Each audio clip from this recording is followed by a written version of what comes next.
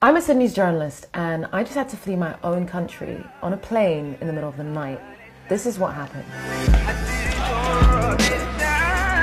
You can't film anything openly without risking arrest or assault. Nearly just got caught.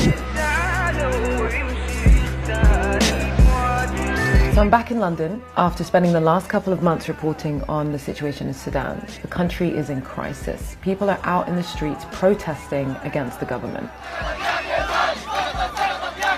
And the government has been cracking down hard on demonstrations. I was reporting on all of this and basically had to leave or risk arrest. We're just about to take off now and I am relieved, to say the least. So yeah, I'm safe, but Sudan is still in the throes of an uprising.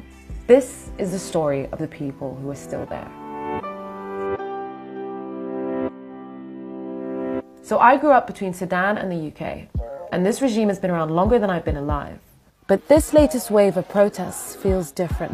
It's historic in its size, scale, and spread. It cuts across class and gender divides.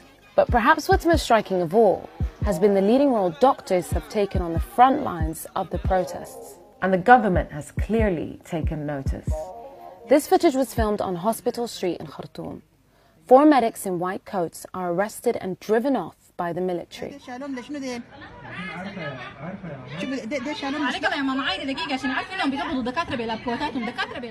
That video was bad, but then I got sent something that was far worse.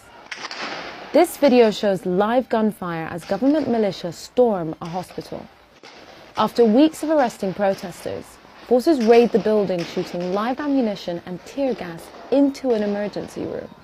العالم في شرطة بتخش جوا المستشفى وتضرب رصاص حي جوا المستشفى بس ده هم. There's chaos as bullets are fired. هذا النظام مجيء ويرى العالم هذه مجيء.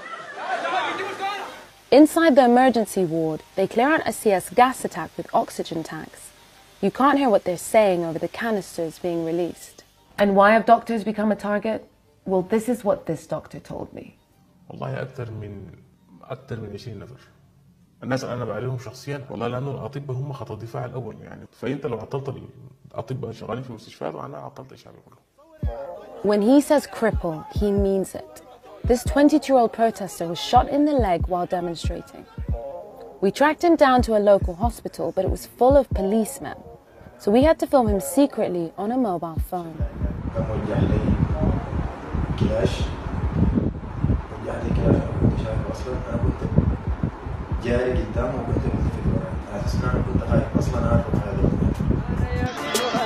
Civil unrest is nothing new for this part of the world, and comparisons are being made to the Arab Spring in neighbouring countries.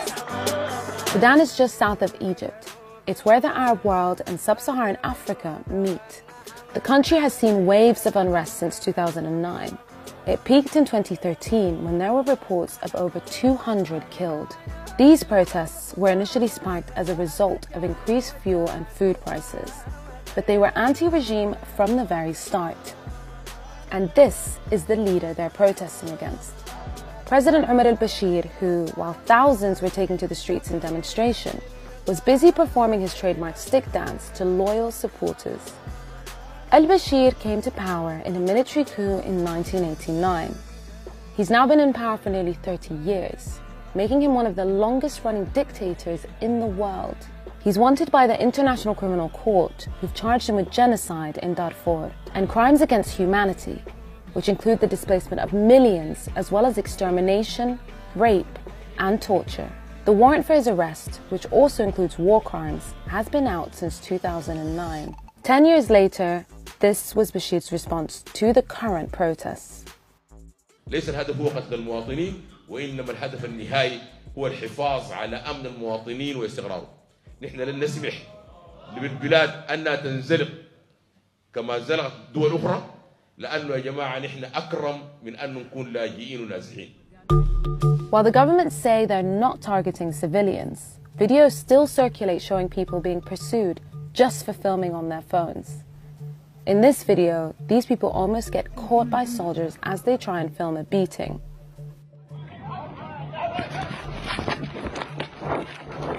As we drove, a man was attacked in front of us just for trying to record on his phone. The government justified the crackdown as a way to keep the country safe and stable. But for me, it was getting more and more difficult to report on what was happening. On New Year's Eve, armed forces attacked me for filming this convoy. I'm safe, I'm back home, just lost a shirt, my dad's shirt, done. They're using an extreme amount of force, not just on protesters, but on civilians that are seen as observers or filming or even just watching. In this instance, I was attacked as a curious civilian and was able to carry on reporting. But it was getting tricky. And there are armed forces and undercover security agents deployed all across the city. We can't film anything openly without risking arrest or assault. We nearly just got caught a second ago. And eventually, I did get caught. My last report for Channel 4 News was seemingly the last straw for the government. Doctors had given me x-rays which showed that protesters had been shot by snipers. I had told the story of one man, Yasser, who'd been shot by a sniper and then arrested. His wife was there the day he was taken. He said, "We want this man." Just like this, we want this man. He was laying in this bed, and then I said, "This man is injured, how you want to take him?" He said, "No, I know that he was injured and we're gonna take him." Yasser has since been released. But that film, investigating the government's use of snipers against peaceful protesters, goes on air and grabs the government's attention. A week after the piece is shown on TV, this happens. Journalists were being arrested by the government, and I was advised to leave quickly. They've come out publicly with a campaign against agitators, and they're making it very clear that that does include journalists and the media. We're just about to take off now, and I am relieved. The Sudanese government threatened to file a serious criminal case against me. Successful conviction would have been life imprisonment or death by execution. At least 45 people have already been killed in these protests. And if they continue, that figure is only likely to rise.